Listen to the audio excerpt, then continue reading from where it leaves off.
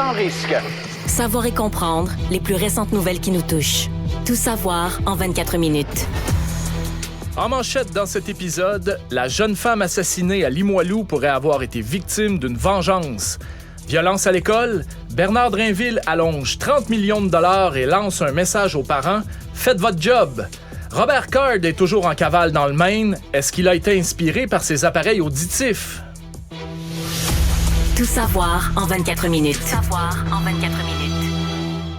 Bienvenue au Tout savoir en 24 minutes. Bonjour Alexandre. Bonjour Sylvain.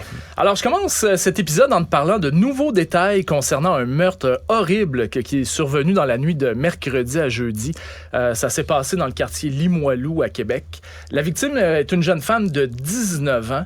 Eh bien, il y a des détails de l'enquête qui ont filtré aujourd'hui, notamment ce qui pourrait être le mobile du meurtre. Il semblerait que Daphné Jolivet, j'espère que je le prononce correctement, a été ciblée là, parce qu'elle aurait incité une autre jeune femme à porter plainte contre son agresseur. Donc, on pourrait croire à cette heure-ci que la personne qui a été dénoncée se soit vengée finalement. C'est une dénonciation qui a été faite l'an dernier, en 2022. Je te rappelle un peu les faits là, de ce crime-là. Oui. C'est un jeune de 16 ans qui a été arrêté par les policiers pour conduite affaiblie et vol de véhicule. On ne sait pas trop c'est quoi réellement son rôle là-dedans à l'heure où on se parle maintenant, mais ce qu'on sait, c'est que cette arrestation-là a suggéré finalement aux policiers de se rendre chez Madame Jolivet, dans la maison familiale. Ouais, c'était une centaine de mètres de là que l'accrochage, justement, avec la voiture a eu lieu, de ce qu'on comprend. Donc, on était vraiment dans le même périmètre. Oui, mais qu'est-ce qu'il a réellement dit aux policiers qui ont donné le flash? Allez voir dans cette maison-là. Ça n'a pas encore été totalement déterminé. Ouais. Chose certaine, malheureusement, c'est quand ils sont arrivés sur place, ils sont descendus dans le sous-sol et ils ont trouvé le corps de la jeune femme de 19 ans. Et à côté d'elle, un adolescent de 16 ans, un garçon, celui-là, qui était grièvement blessé.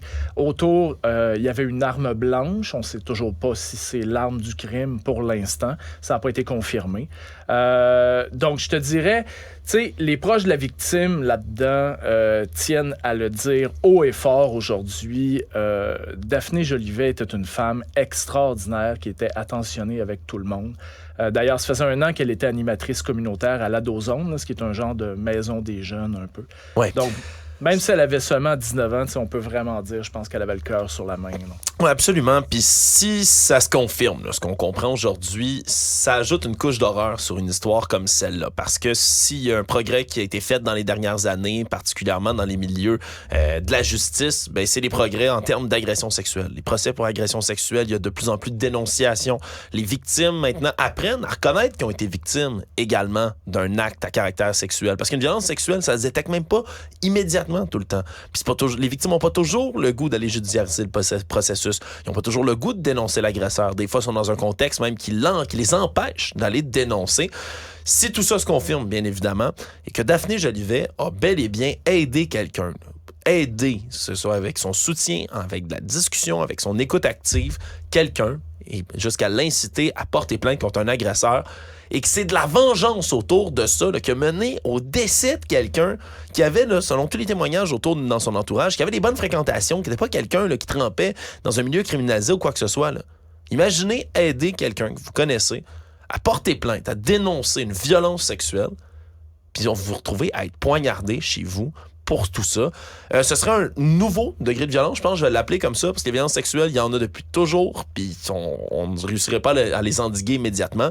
Le combat continue, mais de voir comme ça qu'il y a des représailles pour quelqu'un qui n'est même pas celle qui est allée dénoncer dans cette histoire-là, moi, ça me jette en bas de ma chaise. J'ai vraiment hâte d'avoir les détails de cette histoire-là. L'adolescent de 16 ans, là, évidemment, on espère qu'il va se tirer des blessures assez graves qu'il a subies puis qu'il va être en mesure de parler aux autorités. Celui qui a été retrouvé, bien évidemment. Évidemment, celui qui a été retrouvé poignardé là, aux côtés du corps de Daphné Jolivet, qui risque d'être un témoin important dans cette histoire-là, bien évidemment, lorsqu'il va être en état de parler aux enquêteurs. Mais c'est une thèse qui se confirme. Je pense qu'on va devoir faire le tour là, de tous les milieux, de toutes les ressources qu'on a, et en aide en violence conjugale et en aide en violence sexuelle au Québec, parce qu'on peut pas avoir comme ça des précédents qui se créent où quelqu'un veut aider, quelqu'un veut venir amener aide, conseil à une victime se retrouve dans une situation où il se fait assassiner, cette personne-là.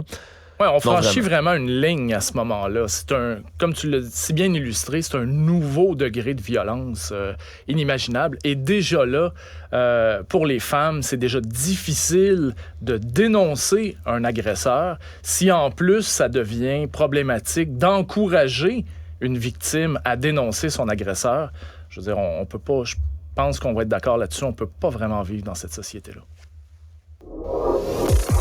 Actualité. Tout savoir en 24 minutes. Alors, sortie du ministre de l'Éducation aujourd'hui, Bernard Drinville s'attaque à la violence à l'école avec une enveloppe de 30 millions de dollars. C'est un montant qui va être distribué sur 5 ans. Je te le dis tout de suite, c'est pas du nouvel argent, c'était déjà prévu dans le dernier budget.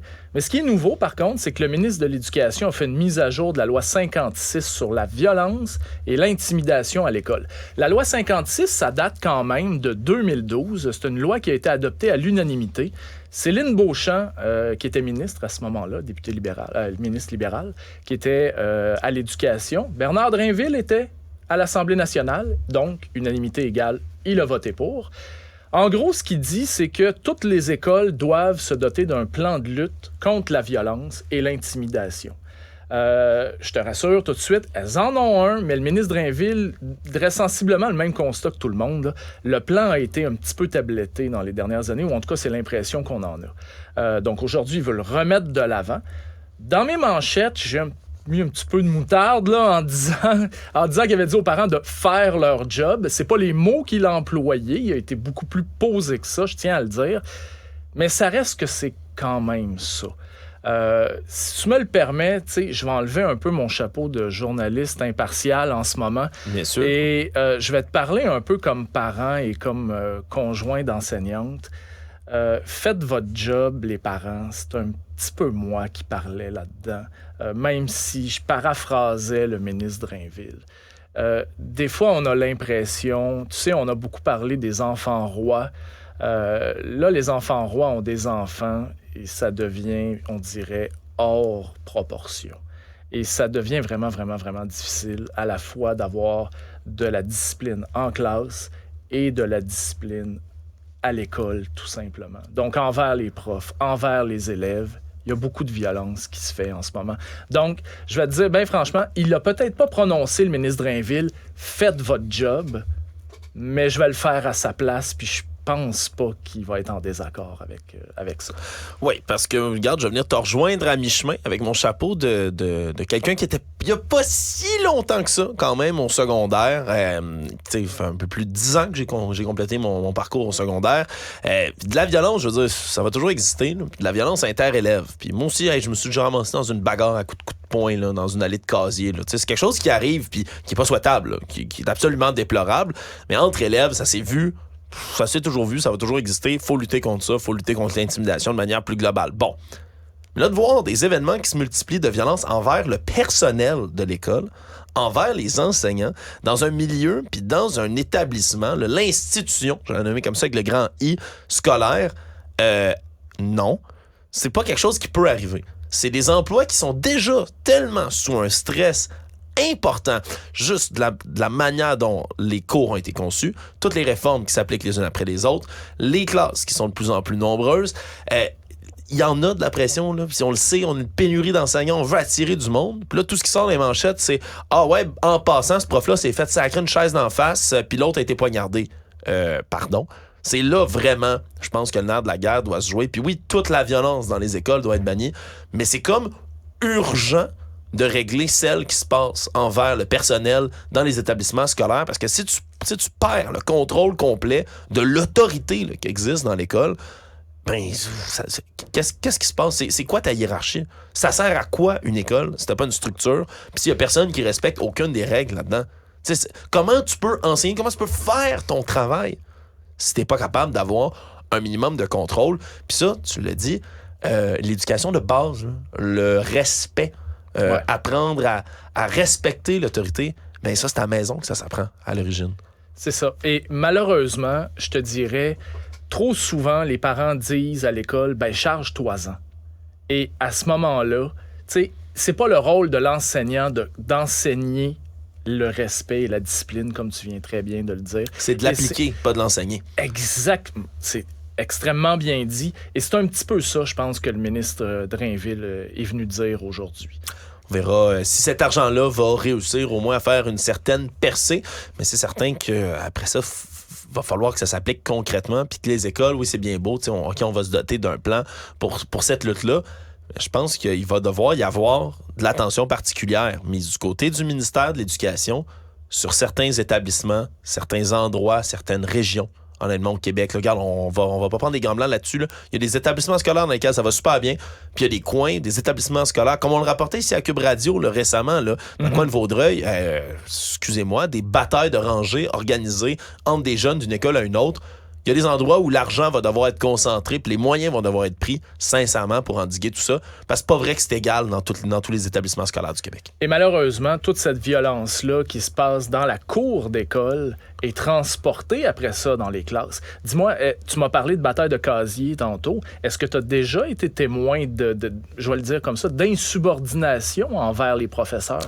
De l'insubordination, oui. De la fronderie, OK. Puis, Yann, je vais pas me cacher. Moi, j'étais quelqu'un de baveux un peu en classe pour certains professeurs. Mais je m'excuse. Est-ce que j'ai déjà menacé, violenté, agi comme intimidateur envers l'autorité? Ben non. Je défiais l'autorité, comme tout élève turbulent va faire. Je la défiais. Et je la brisais pas. Il y avait quand même une certaine forme de respect là-dedans. Absolument. Il y avait une ligne que... évidemment, toi, tu n'étais pas prêt à la franchir, mais que les autres autour de toi non plus n'étaient pas prêts à franchir. Dans des cas extrêmement rares, ça pouvait arriver, mais presque jamais. Du moins, pas de manière dont c'est relaté là, en ce moment, comme on en apprend toutes sortes de cas au travers de la province. Faut dire, je pense que j'avais une école secondaire qui appliquait beaucoup la discipline, où ça se passait bien. Mais sincèrement, avoir les cas comme on en voit, puis des professeurs qui sont vraiment à bout, là, tu sais. Tes profs, là, je me répète, là, mais t'as-tu besoin, en plus de ça, comme stress dans ta job, d'avoir à te dire dans ta tête, mon Dieu, non seulement des élèves qui me respectent pas, mais ça se peut qu'il y en ait peut-être un qui soit violent avec moi.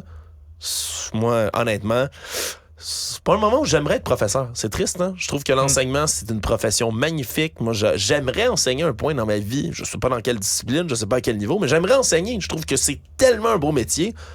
Mais dans ce contexte-là, est-ce que j'aimerais le faire? La réponse est non. Et d'ailleurs, Bernard Drainville était à l'émission de Yasmine Abdel-Fadel aujourd'hui. Je te laisse entendre ce qu'il avait à dire.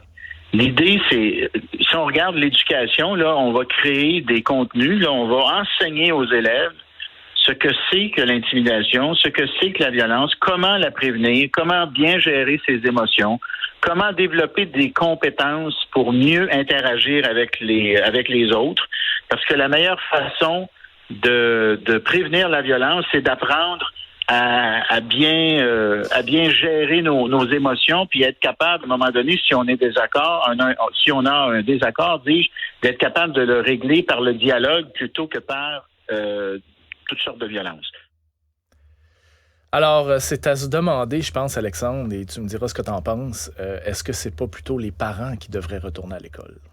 C'est une excellente question, mais je pense qu'on va encore plus manquer de profs si les parents y retournent aussi. Savoir et comprendre. Tout savoir en 24 minutes.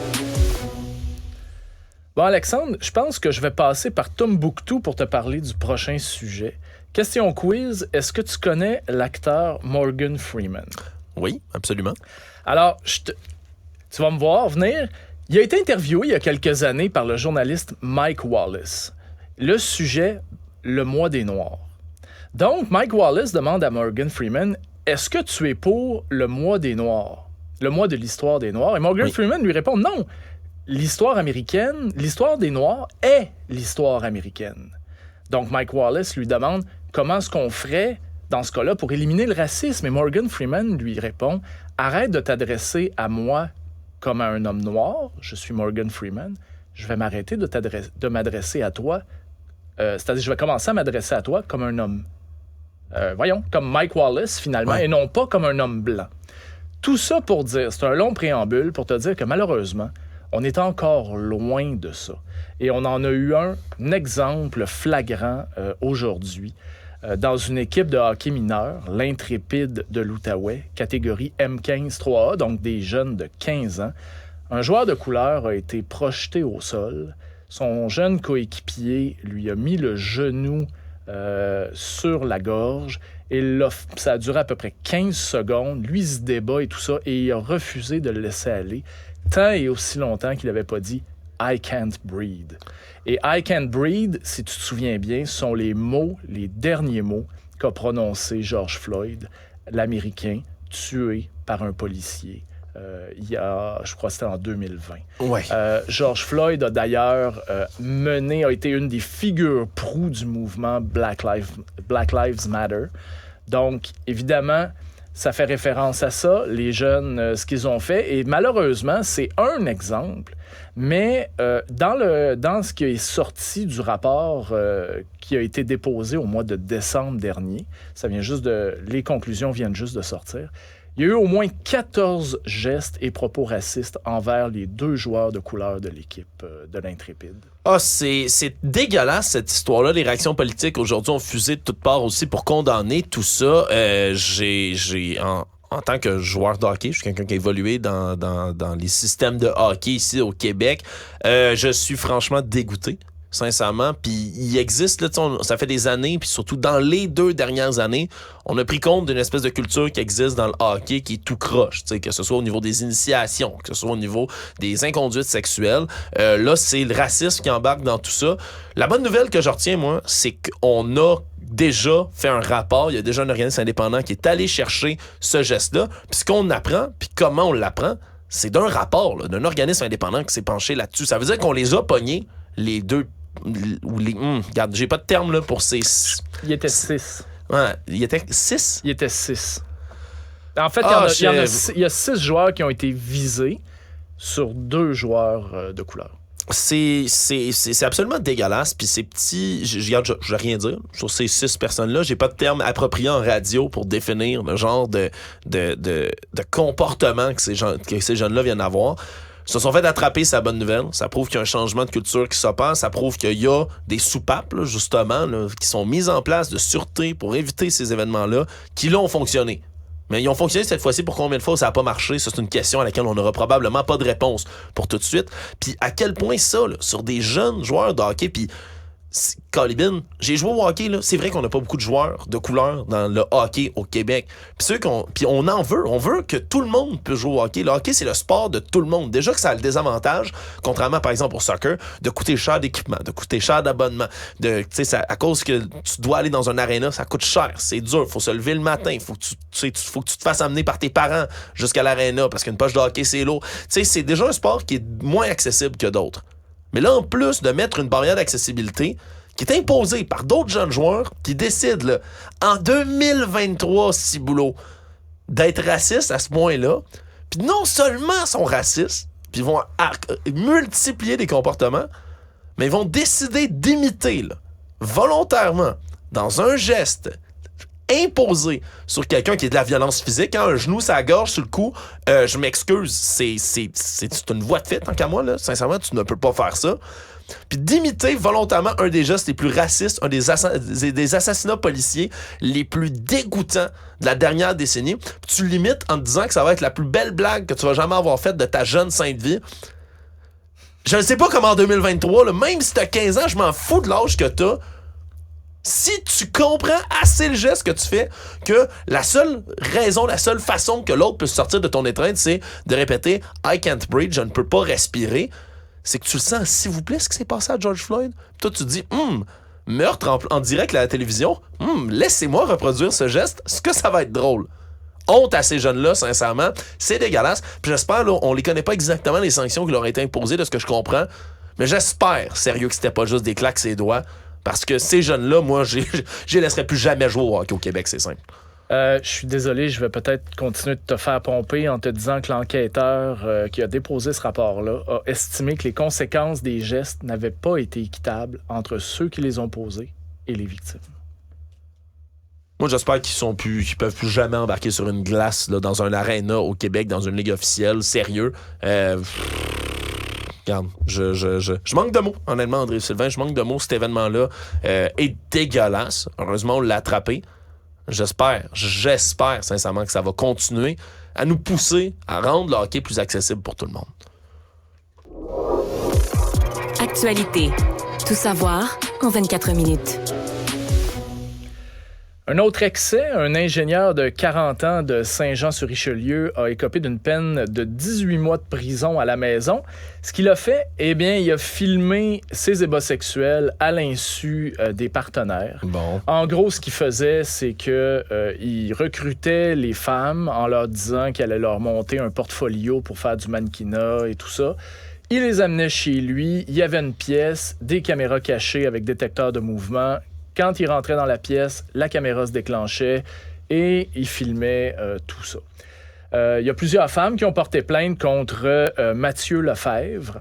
2 seulement plaintes ont été retenues, ont été jugées, j'imagine, crédibles aux yeux de la loi. Moi, c'est sa défense qui a retenu mon attention. Il a dit qu'il avait filmé tout ça parce qu'il avait peur des représailles à cause de la force du mouvement MeToo. Alors, je te laisse là-dessus. Ah, ben écoute, c'est évident. On fait tout ça, nous autres, les gars. On filme tous nos ébats sexuels au cas où on soit déplacé puis qu'il faille prouver qu'on n'était pas si déplacé que ça. Je suis content que ce soit pas quelque chose qui a été retenu comme défense puis que ça n'ait pas été considéré comme crédible. C'est absolument ridicule. Puis d'essayer d'associer le mouvement MeToo puis « Oh, monsieur voulait juste bien se protéger parce que les méchantes féministes, ils vont sûrement l'accuser d'agression sexuelle. » Sois donc correct dans tes agissements sexuels. Si t'es pas un agresseur, puis si tu commets pas de gestes, justement, qui sont déplacés, ben t'es pas supposé être inquiet de te faire accuser de quoi que ce soit. Je sais pas, en tout cas, moi, de mettre des caméras comme ça, puis de se dire, au cas où je suis déplacé, ben je vais être backé. Heureusement que le juge a pas retenu ça. Le Monde. On s'en va au Maine, où la chasse à l'homme se poursuit. Robert Card est toujours recherché par les forces de l'ordre activement, je te dirais. Il y a plusieurs détails qui sont sortis aujourd'hui sur cet homme-là, dont un qui est particulièrement troublant. On sait que... On savait, là, on avait appris dans les dernières heures qu'il avait eu des problèmes de santé mentale. Ces problèmes-là seraient liés, selon ce que lui disait, à ses appareils auditifs. Donc, en gros, il avait développé une espèce de paranoïa, je présume. Là, je ne suis pas psychiatre, mais je présume que c'est quelque chose comme ça. Il croyait entendre des gens parler dans son dos, littéralement. Oui, exactement. C'est ce qu'il prétendait. Et c'est d'ailleurs un peu le chemin qu'il a fait. Donc, il est allé dans un bar où il avait l'habitude d'aller, où il était certain que les gens parlaient dans son dos dans ce bar-là. Donc, il aurait tué des gens à cet endroit-là. Ouais. Même chose au salon de quilles et tout ça. Donc, la traque est encore en cours. On espère qu'il n'y aura pas d'autres victimes dans ça. Oui, puis la traque qui est toujours en cours puis qui est spécial aussi du côté des forces de l'ordre, parce que c'est une traque qui se poursuit. On ne sait même pas si c'est envers un homme vivant ou mort en ce moment. On ne sait pas qu'est-ce qu'on cherche, parce que lui a laissé une lettre dans laquelle, qui s'apparente en tout point une lettre de suicide, dans laquelle il disait qu'il ne se ferait jamais attraper vivant, qu'on allait le retrouver décédé. Donc, est-ce que c'est un corps qu'on cherche en ce moment? Est-ce que c'est quelqu'un de vivant, armé et dangereux? Ben, les deux options sont sur la table. On ne peut pas en négliger une seule. Puis tant qu'on n'aura pas retrouvé la personne physique de cet homme-là, on pourra pas dire que la chasse à l'homme va être complètement terminée. Vraiment, là, puis c'est un calvaire qui se poursuit aussi pour ces communautés-là qui ont non seulement un deuil à vivre, mais aussi qui sont coincés là, en confinement complet parce qu'on a peur, justement, que peut-être cet homme-là soit encore présent et amené et armé. C'est une chasse à l'homme qui va se poursuivre, puis évidemment qu'on va continuer de suivre André-Sylvain Latour. Merci. Résumer l'actualité en 24 minutes, c'est mission accomplie. Tout savoir en 24 minutes. Un nouvel épisode chaque jour en semaine. Partagez et réécoutez sur toutes les plateformes audio. Disponible aussi en audiovisuel sur l'application Cube et le site cube.ca. Une production Cube Radio.